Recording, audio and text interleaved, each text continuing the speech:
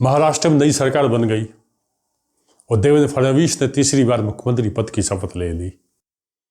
इसके साथ ही वो चर्चाएं फिर से चल पड़ी जिनमें कहा जाता था कि मोदी के बाद कौन। जो लोग इसकी चर्चा करते रहे वो लोग अपनी लिस्ट में जिन नेताओं का नाम रखे हैं उनमें अब उन्होंने सबसे ऊपर देवेंद्र फडणवीस का नाम रख दिया है। ऐसा क्यों? इसका जवाब तलाशने के पहले एक बात और है। विपक्ष लगातार इस रणनीति पर है कि या तो मोदी रिटायरमेंट ले ले या जनता चुनाव के रास्ते उन्हें राजनीति से बाहर कर दे ताकि विपक्ष को सत्ता की चाशनी का स्वाद चखने का मौका मिल सके। दूसरी तरफ मोदी की रणनीति ये समझ में आने लगी है कि जब तक विपक्ष के ये मंसूबे पूरे होंगे तब तक उन्हें एहसास होगा कि नरेंद्र मोदी भले ही राजनीति में नहीं है पर उनके जैसे कई समानांतर नेता वो अपने पीछे खड़े कर गए हैं। दरअसल 2014 में जब से नरेंद्र मोदी केंद्र की सत्ता में आए हैं उसके पहले वो गुजरात के मुख्यमंत्री हुआ करते थे, तो गुजरात में नए लोगों को मुख्यमंत्री बनाया और इस सिलसिला उनका ऐसा चला कि बात यदि हम उत्तराखंड की करें तो वहां पुष्कर धामी, गोवा की करें तो प्रमोद सावंत, असम की करें तो हेमंत बिस्वा शर्मा, उत्तर प्रदेश की करें तो योगी आदित्यनाथ और खुद महाराष्ट्र में उन्होंने देवेंद्र फडणवीस को मुख्यमंत्री बनवाया। ये सभी नाम ऐसे थे जिन्हें मुख्यमंत्री बनने से पहले लगभग कोई नहीं जानता था। मोदी का यह सिलसिला चलता रहा पर 2023 में इसमें ज़्यादा तेजी आ गई क्योंकि 2023 में विधानसभा के चुनाव थे, खासतौर पर मध्य प्रदेश, छत्तीसगढ़ और राजस्थान में।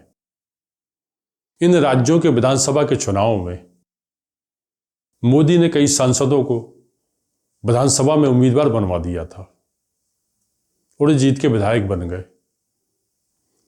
तब माना जा रहा था कि मोदी को जो तीसरा टर्म सरकार का पूरा करना होगा उसके लिए उन्हें नई टीम की जरूरत है।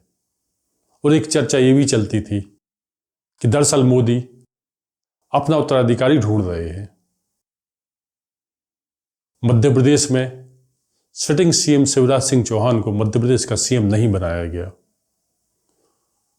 उस बात को इसी कड़ी में माना गया और यही हरियाणा के संदर्भ में कहा गया जब वहां के सिटिंग सीएम मनोहर लाल खट्टर को मुख्यमंत्री पद से इस्तीफा दिलवा दिया गया।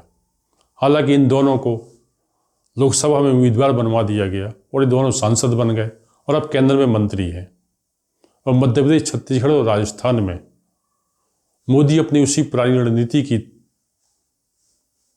अमल करते हुए इन राज्यों में नए चेहरों को मुख्यमंत्री बनने का अवसर दिया।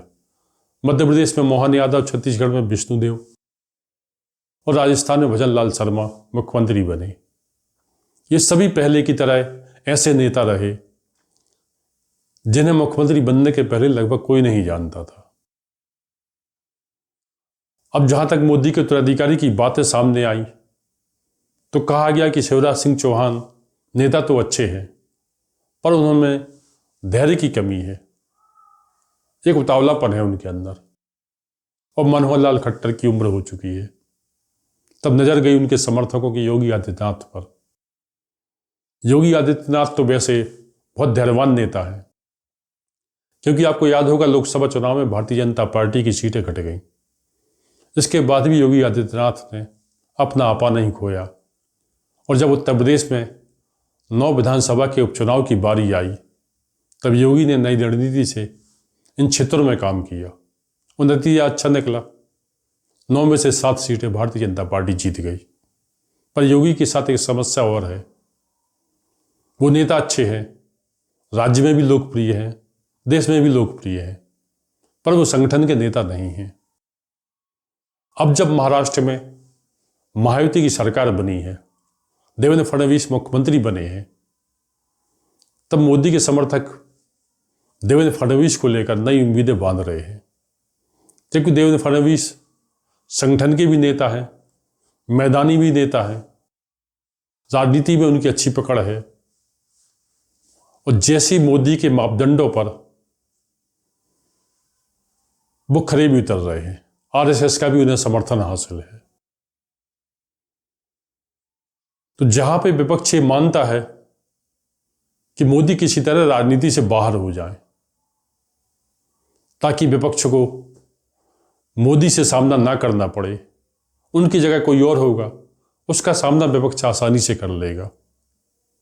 पर मोदी की रणनीति ऐसी समझ में आने लगी है कि मोदी हर राज्य में एक नया मोदी तैयार कर रहे हैं। वो अपने ही समकक्ष नए चेहरे को आगे ला रहे हैं।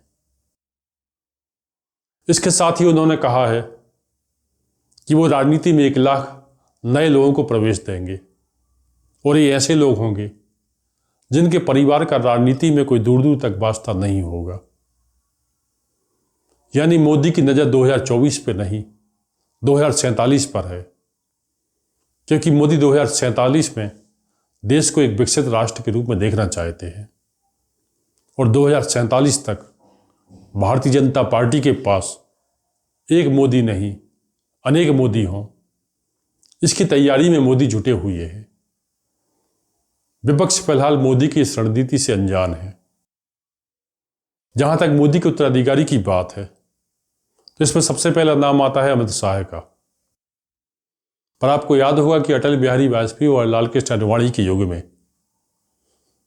जब अटल बिहारी वाजपेयी के उत्तराधिकारी की बात आई थी, तब स्वाभाविक तौर पर लाल कृष्ण आडवाणी का नाम आया था। लाल कृष्ण आडवाणी वैसे पार्टी के बहुत बड़े स्तंभकार रहे। पार्टी को आगे बढ़ाने में, उसका विस्तार करने में उन्हें काफ़ी मास्टरी हासिल थी। यहाँ तक कि वो इतने बड़े रणनीतिकार थे कि माना जाता है कि अटल बिहारी वाजपेयी की राजनीति में जो योगदान है, उनकी जो प्रगति हुई, उसमें आडवाणी का बहुत बड़ा हाथ है। पर जब लाल कृष्ण आडवाणी पार्टी के उत्तराधिकारी बने, तब उन्हें अपने जैसा कोई रणनीतिकार नहीं मिला। नरेंद्र मोदी ने भारतीय जनता पार्टी की इस कमी को भी शायद महसूस कर लिया है, क्योंकि यदि अमित शाह आने वाले समय नरेंद्र मोदी के उत्तराधिकारी होंगे, तब उनका रणनीतिकार कौन होगा। इसी वजह से उनके समर्थक मोदी के उत्तराधिकारी की लिस्ट में देवेंद्र फडणवीस का नाम आगे कर रहे हैं, क्योंकि वो अच्छे रणनीतिकार भी हैं।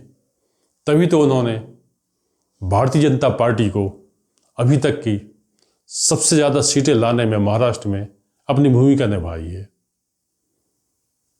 तो आज के लिए इतना ही। आपसे अनुरोध है, आप अपने विचारों से कमेंट बॉक्स में लिखकर हमें ज़रूर बताइएगा।